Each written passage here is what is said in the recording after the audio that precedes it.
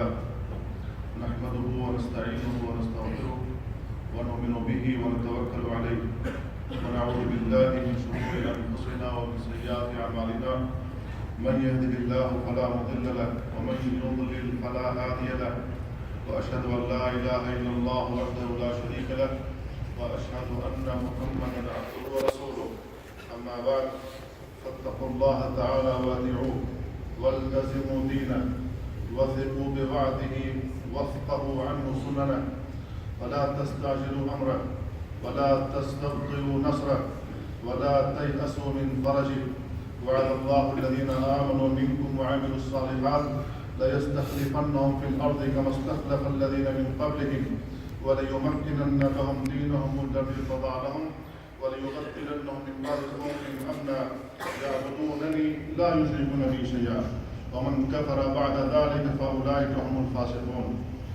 أيها المؤمنون، من استعرض أيام الله تعالى في الأمم السابقة من خلال آيات القرآن وأحاديث السنة وأخبار التاريخ ظهرت له سنن الله تعالى في عباده من إمهال المعرضين المعاندين والإمداد للطغاة الظالمين حتى يظنوا أنهم حازوا ما يريدون وبلغوا ما يؤملون وأحكموا سيطرتهم على المستضعفين فأتاهم الله تعالى من حيث لا يحتسبوا وجعل العاقبة للمتقين والدائرة على الظالمين. وأيام الله تعالى هي أيام نسل لعباده وهلاك لأعدائه، وهي مبثوثة في آية القرآن للتذكر والاعتبار وترك الياس والقنوط. والرسل عليهم السلام هم أكثر الناس معرفة بأيام الله تعالى وما يقع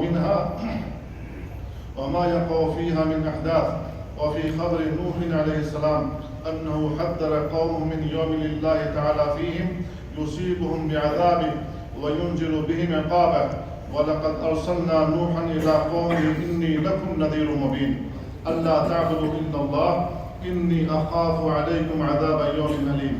ولكنهم لم يأبهوا بتحذير نوح عليه السلام لهم ولم يرهبوا يوما يقع فيه وعيده، فاستعد نوح عليه السلام ليوم الله تعالى في قومه بصنع السفينة في صحراء لا ماء فيها ليقينه بما وعد الله تعالى في يومه من غرق الأرض وما عليها، حتى كان صنعه للسفينة مادة لسخرية قومه به ويصنع الفلك وكلما مر عليه ملأ من قومه سخروا منه. ولنتأمل يقينه عليه السلام بيوم الله تعالى فيهم حين قال فسوف تعلمون من يأتيه عذاب يخزيه ويحل عليه عذاب مقيم. فوقع ما قال وجاءهم يوم الله تعالى وحل بهم العذاب. ومن يقين نوح بغرق الأرض في يوم الله تعالى قوله لابنه حين اعتصم بالجبل لا عاصم اليوم من أمر الله إلا من رحم وحال بينهما الموج فكان من المغرقين. وخاف هود عليه السلام على قومه أيام الله تعالى فيهم فوعظهم وأنذرهم إياها وحذرهم ما فيها، ومما قاله لهم إني أخاف عليكم عذاب يوم عظيم، فأنذرهم من يوم الله تعالى فيهم وخافه عليهم ووصفه بالعظمة لعلمه بعظمة الله تعالى وعظمة أيامه وما يجزيه فيها من أمره وقدره وعذابه وانتقامه من أعدائه، ولكنهم أجابوا غير مبالين ولا مخطئين قالوا سواء علينا أوعد أم لم تكن من الواعدين إن هذا إلا خلق الأولين وما نحن بمعذبين.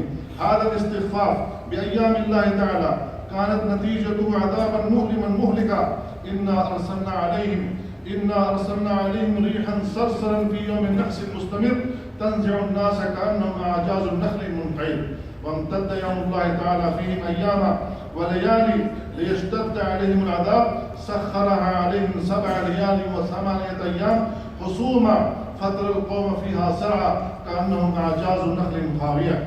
وما أصاب من أيام الله تعالى في الدنيا لن يكون بديلا عن عذاب الآخرة، فأرسلنا عليهم ريحا صرصرا في أيام النحسات لنذيقهم عذاب الخزي في الحياة هذه الدنيا ولعذاب الآخرة أخزى وهم لا ينصرون. وأنذر صالح عليه السلام قومه أيام الله تعالى وخاف عليهم عذابها، ولا سيما أنهم طلبوا منه آية فوجد طلبهم. ومن سنة الله تعالى في المكذبين بالآيات بعد طلبها إهلاكهم قالوا إنما أنت من المسحرين، ما أنت إلا بشر مثلنا فأت بآية إن كنت من الصادقين. قال هذه ناقة لها شرب ولكم شرب يوم معلوم ولا تمسوها بسوء فيأخذكم عذاب يوم عظيم. فأنذرهم يوما لله تعالى فيهم هم كذبوا ولكنهم كذبوا فأخبرهم أن يوم الله تعالى فيهم قريب. ومن يقينه بالله تعالى أنه أعلمهم بوقت وقوعه فعقروها فقال تمتعوا في داركم 3 أيام ذلك وعد غير مكذوب. فلما جاء أمرنا نجينا صالحا والذين آمنوا معه برحمة منا ومن خزي يومئذ إن ربك هو القوي العزيز. وأخذ الذين ظلموا الصيحة فأصبحوا في ديارهم جاثمين. وأنذر لوط عليه السلام قومه أيام الله تعالى وحذرهم من يوم فيه عذابهم ولكن شكهم غلب يقينهم وتكذيبهم كان أقوى من تصديقهم. ولقد أنذرهم بطشتنا فتماروا بالنذر فوعدوا بعذاب في صبح يوم من أيام الله تعالى إن موعدهم الصبح أليس الصبح بقريب. فأصابهم ما وعدوا ولقد صبحهم بكرة عذاب مستقر فذوقوا عذابي ونذر. وأنذر شعيب عليه السلام قوما يوما من أيام الله تعالى يصيبهم فيه بعذاب محيط. وإلى مدين أخاهم شعيبا قال يا قوم اعبدوا الله ما لكم من إله غيره ولا تنقصوا المكيال والميزان إني أراكم بخير وإني أخاف عليكم عذاب يوم محيط. وذكرهم بأيام الذين خلوا من قبلهم فقال لهم ويا قوم لا يجرمنكم شقاقي أن يصيبكم مثل ما أصاب قوم نوح أو قوم هود أو قوم صالح وما قوم لوط منكم ببعيد. فأصابهم يومهم وحق عليهم فيه عذاب ربهم جزاء تكذيبهم لنبيهم فكذبوه فأخذهم عذاب يوم الظلة إنه كان عذاب يوم عظيم. قال ابن عباس رضي الله عنهما بعث الله عليهم ومدة وحرا شديدا فأخذ بأنفاسهم فدخل عليهم أجواف البيوت فأخذ بأنفاسهم فخرجوا من البيوت هرابا إلى البرية فبعث الله عليهم سحابة فأظلتهم من الشمس فوجدوا لها بردا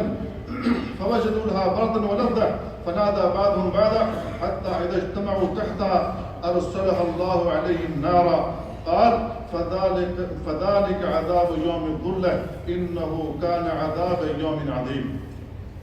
تلك الجملة من أيام الله تعالى في الذين خلوا من قبل وهي أيام عظة وعبرة للمقصرين في جنب الله تعالى وأيام نعمة وشكر وفرح للمؤمنين بهلاك المكذبين وأيام تسلية للمضطهدين من المؤمنين بأن العاقبة ستكون لهم وأن أيام الله تعالى لا بد أن تصيب الكفار والمنافقين ولو أملي لهم ومد لهم في طغيانهم فإنما ذلك استدراج لهم كما استدرج الذين من قبلهم لموعد هلاكهم وتلك القرى أهلكناهم لما ظلموا وجعلنا لمهلكهم موعدا.